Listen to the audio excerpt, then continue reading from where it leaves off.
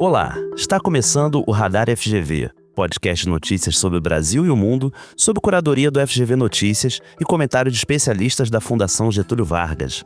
Nesse episódio falaremos sobre boom no setor de IA e ciências de dados atrai profissionais de outras áreas. A redução das tarifas do metrô e do trem no Rio de Janeiro. Salário cresce, mas inflação reduz poder de compra dos trabalhadores. Temos também análise de um artigo sobre os desafios do alto consumo de cigarros eletrônicos entre universitários. Além da nossa agenda de eventos na FGV. Eu sou Nicolas Queiroz. E eu sou Iris Machado, a repórter gerada por IA. E voltamos logo após a vinheta. Podcast Radar FGV. Se antes as pós-graduações em IA e ciências de dados eram mais direcionadas para profissionais e acadêmicos da área de exatas, atualmente o cenário é outro. Com uma grande interseção dessas novas tecnologias, profissionais de diferentes áreas, como saúde e ciências humanas, hoje buscam especialização nesse campo promissor. Destaque em matéria do Estadão, o coordenador da pós-graduação da FGV-MAP, Yuri Saporito, comentou o assunto em sonora exclusiva para o nosso podcast. Hoje, entender dados e usar ferramentas de IA já deixou de ser uma exclusividade de quem tem formação técnica, porque essas tecnologias estão cada vez mais presentes em todos os setores, da saúde ao direito, das finanças à comunicação. É uma competência estratégica em todas essas áreas. Como o campo evolui muito rápido e o volume de informação é imenso, esse tipo de formação ajuda a separar o que realmente importa na tomada de decisão. Além disso, uma pós-graduação funciona como um selo de qualidade, e é importante contar com a ajuda de professores experientes nessa etapa. Por isso, quem quer se destacar ou se adaptar às novas exigências do mercado, vê nessa formação uma ponte para o futuro profissional. Recentemente, o termo Tarifa RJ apareceu na imprensa. A discussão envolve subsídios do poder público sobre o valor das passagens de trem e metrô do Rio de Janeiro. Uma pesquisa da FGV Transportes foi destaque no jornal o Globo, evidenciando que 40% dos usuários do transporte público do Rio o classificam como ruim ou péssimo, colocando a capital carioca com a pior entre as três avaliadas, Rio, São Paulo e Belo Horizonte. Ouça agora a explicação de Marcos Quintela, diretor da FGV Transportes, sobre esse assunto em sonora exclusiva para o nosso podcast. A redução tarifária de trem e metrô, de R$ 7,90 para R$ 4,70 é fundamental para a cidade do Rio de Janeiro. Vai trazer benefícios para toda a população que já vem pagando a tarifa mais cara do país, mas tem uma razão para isso. Não há a figura do subsídio. Enquanto os outros trens e metrôs do país, sejam estaduais ou federais, há décadas que recebem o subsídio para complementar. Por quê? Porque eles cobram do usuário a tarifa pública, que é o que vai acontecer agora, Ou seja, o 4,70 é a chamada tarifa pública e o dinheiro que vai ser remunerado ao concessionário é a tarifa técnica. Então é isso aí, por isso que vai haver agora uma diferença, que tem um orçamento, que tem algum fundo, alguma situação orçamentária que vai sustentar o sistema. Quintela também alerta para os cuidados que o Estado deve ter com um natural aumento no fluxo de pessoas utilizando o sistema de transporte após essa redução da tarifa.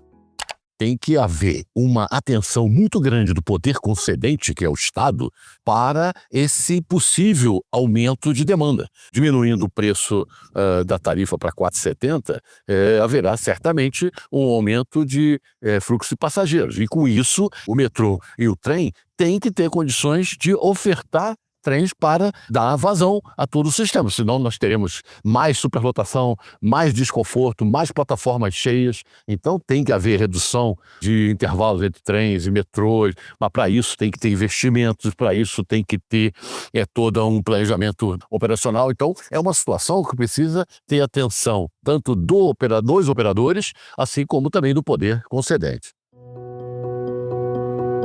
Nos 3 primeiros meses de 2025, a soma do salário dos trabalhadores brasileiros chegou ao maior valor para o período. Por outro lado, o aumento da inflação faz com que o poder de compra não acompanhe essa alta.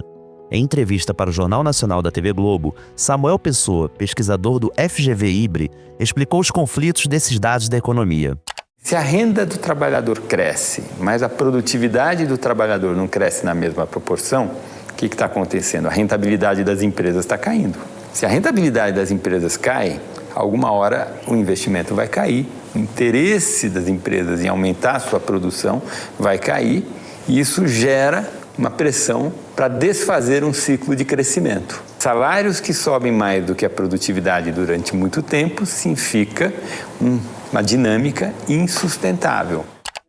Samuel destaca também o papel das contas públicas nessa equação. O nosso grande problema é o desequilíbrio nas contas públicas. Se o governo está gastando muito mais do que arrecada, ou se a taxa de crescimento do gasto público é muito alta, o governo está induzindo uma demanda grande, isso gera pressão sobre a inflação e obriga o Banco Central a manter juros elevados. Se a renda cresce, mas esse crescimento da renda não tem como contrapartida uma maior produtividade do trabalhador, não tem uma prosperidade real. Em algum momento a conta vai vir. Agora recebo no podcast Iris Machado, a nossa repórter gerada em IA, especialista em artigos e pesquisas acadêmicas da Fundação. Seja muito bem-vinda. Obrigada, Nicolas e ouvintes. Hoje vamos discutir o artigo Uso de cigarros eletrônicos em universidades, desafios e propostas de ação, de Fernanda Mendes e Ana Maria Malik, publicado no blog Impacto da FGV EASP. Com certeza um assunto atual extremamente relevante. Exatamente, Nicolas. O artigo aborda o crescente uso de cigarros eletrônicos, ou vapes, entre estudantes universitários, destacando os desafios e propondo soluções para esse problema de saúde pública. Certo. E qual que é o cenário atual e os desafios que ele traz? Uma pesquisa realizada em 2024 com 122 estudantes de graduação revelou que quase 30% dos entrevistados utilizam cigarros eletrônicos. Apesar de mais de 90% dos participantes reconhecerem que os vapes são tão ou mais prejudiciais que os cigarros convencionais, o consumo continua alto, evidenciando um paradoxo entre conhecimento e comportamento. Embora a Anvisa tenha proibido os cigarros eletrônicos desde 2009, a eficácia dessa medida é limitada.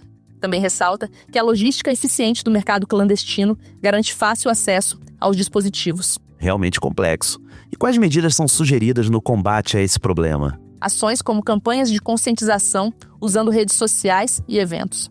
Combate ao mercado clandestino, restringindo a venda ilegal e fiscalizando melhor as plataformas de e-commerce. Regulamentação controlada através de impostos elevados, restrições a propagandas e controle rigoroso de qualidade. Além de investimento em pesquisas científicas e outras diversas ações possíveis para embasar políticas tanto públicas quanto privadas. É sem sombra de dúvidas um cenário assustador, mas ao mesmo tempo, ver essa diversidade de ações possíveis acaba alimentando uma esperança nessa batalha, né, Iris? Sem sombra de dúvidas. Apesar de o artigo abordar o recorte de estudantes universitários, isso pode ser extrapolado para desafios maiores nas políticas de saúde pública do Brasil. No geral, fica a reflexão acerca de medidas integradas, estratégias diversificadas e abordagens mais eficazes, tornando possível promover mudanças e conter essa tendência preocupante na sociedade atual. Com certeza. Muito obrigado, Iris, pela sua análise. Eu que agradeço, Nicolas. E você, ouvinte, não deixe de conferir o link para o artigo completo na descrição desse episódio. Agora é a hora de salvar na agenda os próximos eventos da Fundação. Vamos lá. Nesse fim de semana, no dia 31 de maio, acontece o Experiência FGV 2025.2. O evento vai apresentar os cursos de graduação em Administração e Comunicação Digital no Rio de Janeiro. O evento começa às 9 horas da manhã.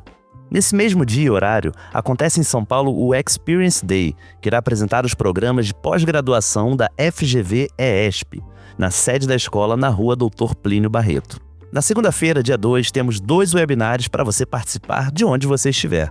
Avanços e desafios para a institucionalização de fusões e aquisições, experiências de Cabo Verde e Moçambique, às 9 horas, e APS em números, Sistema de Indicadores para Atenção Primária à Saúde no Brasil, às 16 horas. Na terça-feira, dia 3, temos os webinários Clear Nordeste, Caminhos e Lições das Avaliações Executivas, às 9 horas, e o Workshop Interdisciplinar 2025.2, o Impacto da Percepção na Gestão, às 18 horas. Já no dia 5 de junho, temos a segunda edição da Conferência Diálogos Amazônicos em Brasília, às 8h30.